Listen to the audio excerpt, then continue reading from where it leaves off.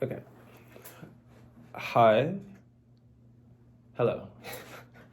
My name is Elijah, and I just want to talk about books, so I'm just gonna get right into it. And it's funny, I've seen so many of these videos, and as soon as I start thinking about that I want to make one, everything in my head kind of just freaks out. But I figured this video could be me just explaining what my reading has been like this year and what I'm interested in reading.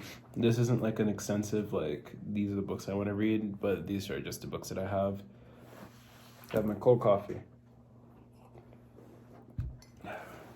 The last book I read last year was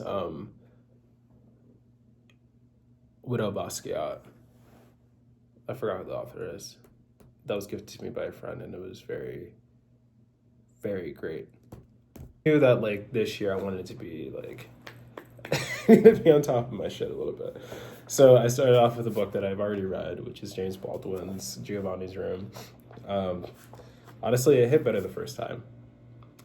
I think the first time I was in a very just interesting time in my life. It was also during the pandemic. I was also going through very similar things that was,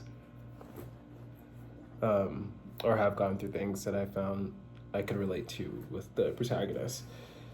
So that was interesting. But Baldwin's writing is still God tier. He's incredible. I've read a lot of his works, but Giovanni's Room tends to be the one I gravitate towards the most. I started reading Go Tell on a Mountain, but I never finished it. I started reading Another Country, and I have no idea where my copy went, so maybe I should finish that one. Then I started reading Interpreter of Maladies. I'm halfway through it, I think. I will finish this. It's been on my mind ever since I picked it up. I'm going to finish this. I'm not going to say more about that, but it is really great. Then I read A Little Life. Honestly, I feel like plenty of people have spoken about this book. I don't have much else to add. Would I recommend it to folks? I'm not really sure. I think some folks, if you want to read it, you should read it. What? If you don't want to read it, don't read it. One of the takeaways that I have from it is that it is truly relentless, and that's something that I am interested in when I think of my own writing, and like how can, not in terms of like the content. I mean, this book comes with every possible content warning there is, but I think of like how there are things that I would like to write as extensive and as relentless as some of the things that are talked about in this. And maybe that can only be done because of how heavy and dark the content is. I don't know. I would say I did enjoy the characters. There were some that I enjoyed more than others, and I wish that we saw, like for a book this size, I just wish we had more of some of the other characters as well. But this did make me think about, it made me reflect on my own relationship with people, with myself. I did cry then.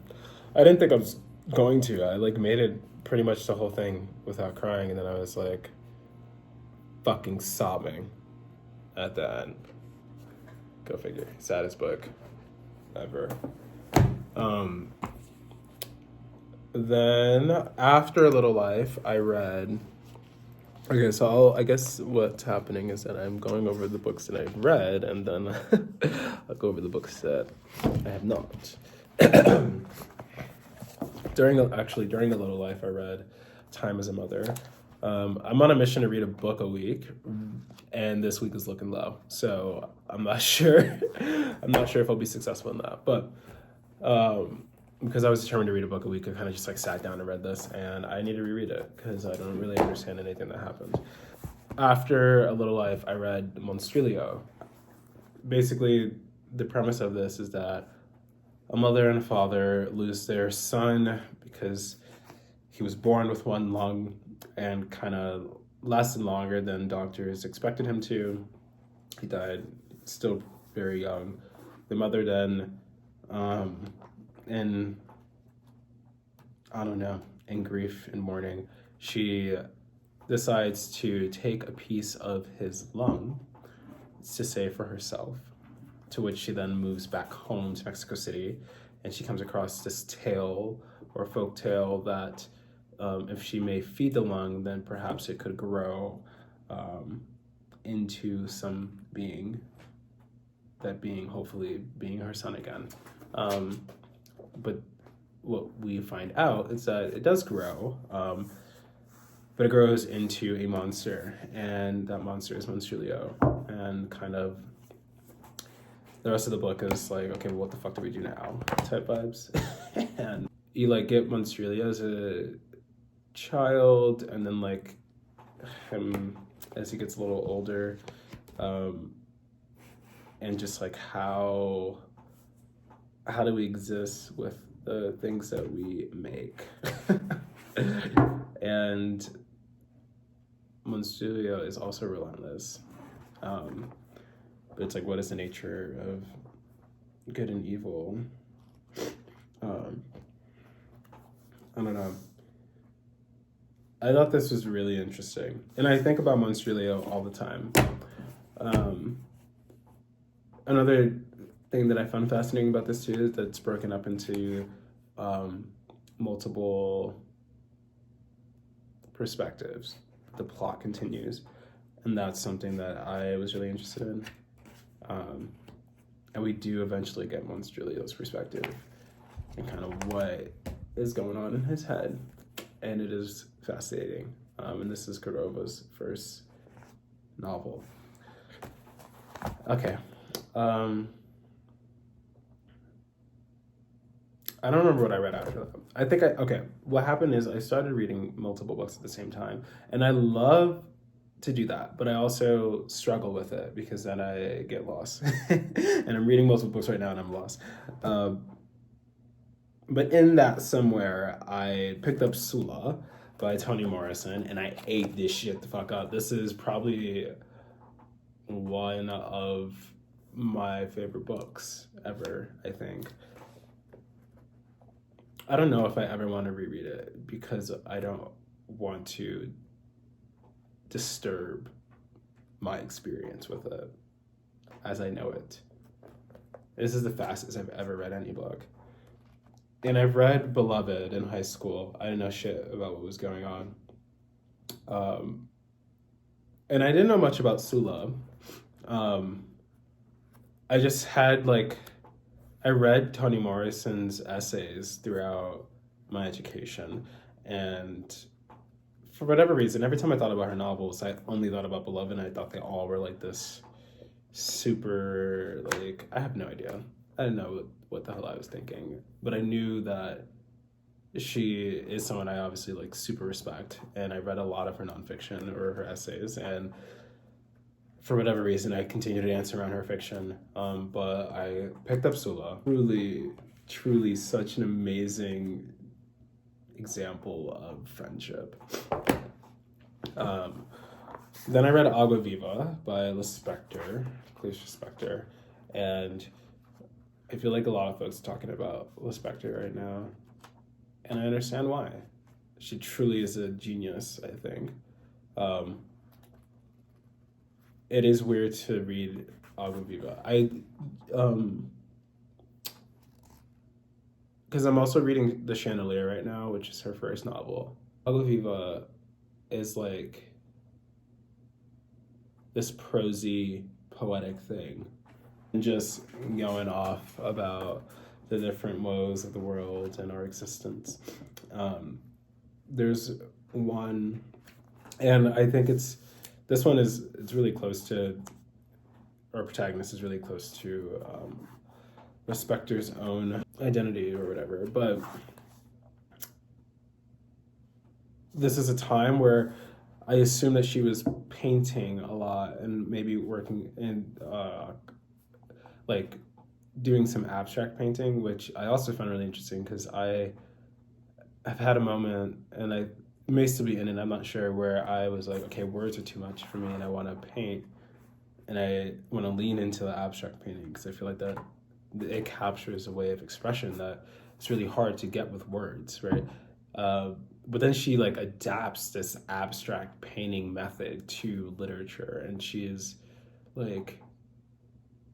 painting the pages with these words. It's lovely. And something that I'm just very grateful to have read at the time that I've read it. Because right now I'm like writing again. I took a really long break and thought that I would never write again. But yeah, this was really, really fascinating. Extremely dense. I had no idea what the hell was going on a lot of the time. But there are a few moments where I was just absolutely speechless.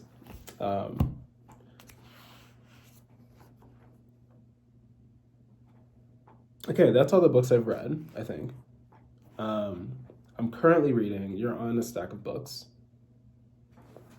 Let's do this. I think I bought this book before I read Sula. But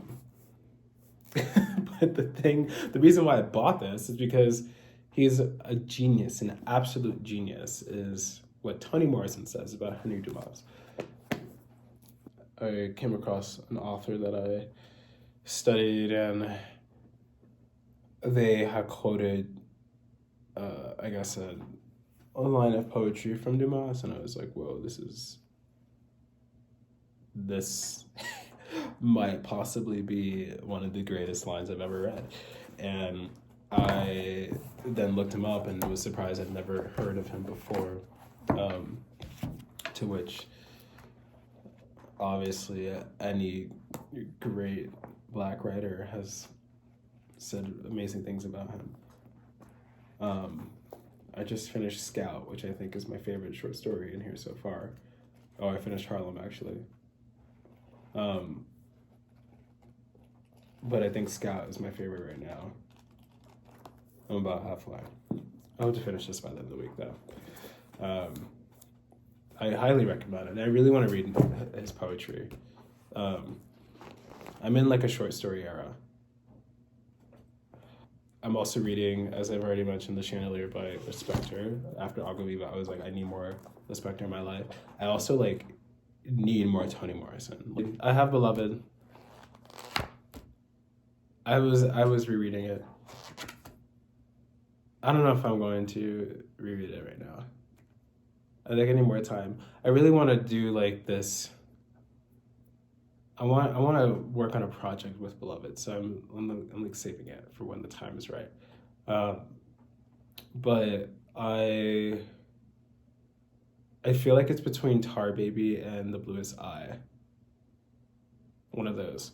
But I started Chandelier. I'm 80 something pages in,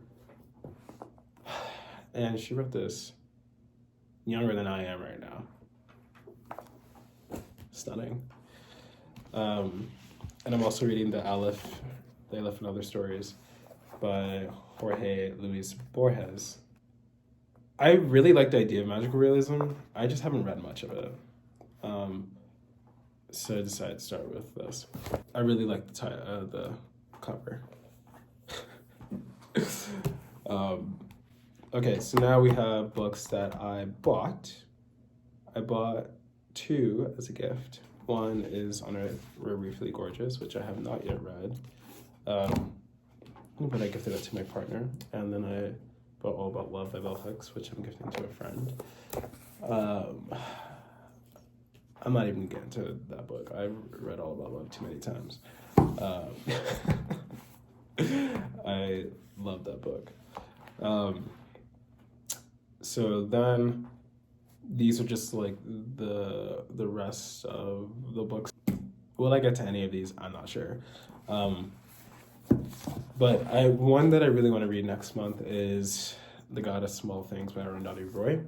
I read this in high school, and when people ask me what my favorite book is, this is the one that I have recommended, or I say. It's like this one in Giovanni's room. In high school, I was literally the biggest fucking idiot ever, and I still am at times. But I remember reading this, and it won just the level of excitement and enthusiasm that my teacher had for this book. I was like, wow, that's crazy. And two,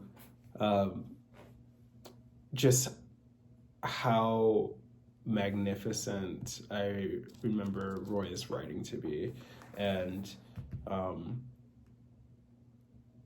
I just remember this being a pivotal moment for me to really see what the things that literature can do. And I think it was just the right time. But I do know that many other people have great things to say about God of Small Things. And it was like, it was weird. A lot of folks were joking about it. I mean, it was a signed book for my grade, so everyone had to read it, and obviously that taints how people feel about it. But I do remember my teacher encouraging us to reread it later in life, and I really want to reread it. I have tried reading The Ministry of Utmost Happiness by Arundhati so many times, and I don't ever want to give up on on finishing it, but I currently don't have a copy, and I want to read God of Small Things first. So I'm gonna reread it, hopefully soon. Other books, I have A Boy's Own Story by Edmund White. Edmund White is one of those novelists that I'm starting. I majored in English, but I still have read literally no books. And he's one of those authors that I am starting to recognize or see more frequently in blurbs and whatever. So I'm like, oh, interesting. And then this was gifted to me by a friend. So I'm excited to read it. I don't know when I'm gonna read it. I also got this nice little copy of The Old Man and the Sea. I've never read any Hemingway. That's a short one. I'll give it a try. I have The Picture of Dorian Gray. I have wanted to read this for a really long time. I remember looking, I was walking around at the Strand Bookstore in New York and just grabbing books and reading their first pages because I love a beginning. And of that time, The Picture of Dorian Gray and Love Songs of W.E.B. Du Bois were the two books where I was like, okay, something is happening here. I just remember the writing of this to be very, very powerful, and same for this. And after a little life, I was like, oh my God, I can read big books. That's the biggest book I've ever read in my life. Excluding series and stuff.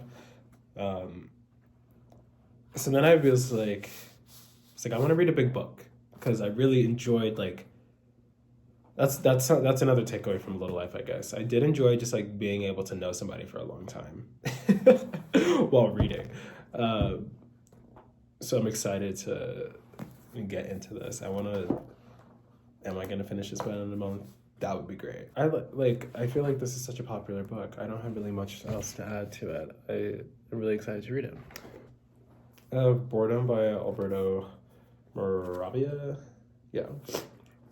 I do want to read this. I have had this on my TBR for a really long time, and for whatever reason I finally bought it. It's about a failed artist. He's bored as hell, and he also is pretty wealthy, but he's just confused from what I hear. But he seems to be obsessive and has a lot of money and power and doesn't really know what to do with it, or knows exactly what to do with it. Either way, I think it's going to be an interesting read, if it doesn't absolutely bore me to death. Then I have the posthumous memoirs of Basquiat. This is a book that I've wanted to read for a really long time. I thought I was going to read it immediately after A Little Light to help me to pick me back up a little bit, but I didn't. And now I just have this. But I am really looking forward to reading this. And essentially, a guy dies and then he writes his memoir about all of the ups and the downs. And it's supposed to be a super humorous book as well. And it was published in the 1800s. 1881. The last book I have here is Bear by Marian Engel. People say this is the most controversial novel to come out of Canada. I obviously want to read it. But it's about this woman who falls in love with a bear, I think. By page 20, our librarian has met the bear and wondered if the bear would be good company. The bear is indeed good company, intimate company, shocking company. Yeah, so those are the books of now. Thank you for watching. If you come across this based off any of the books that I showed here, if you have any recommendations, that would be awesome. I would love to read super whatever. I think I'm in a phase where I want to just read everything. I don't want to be too picky. But I think that's it for this video. Thank you for watching. Again, my name is Elijah.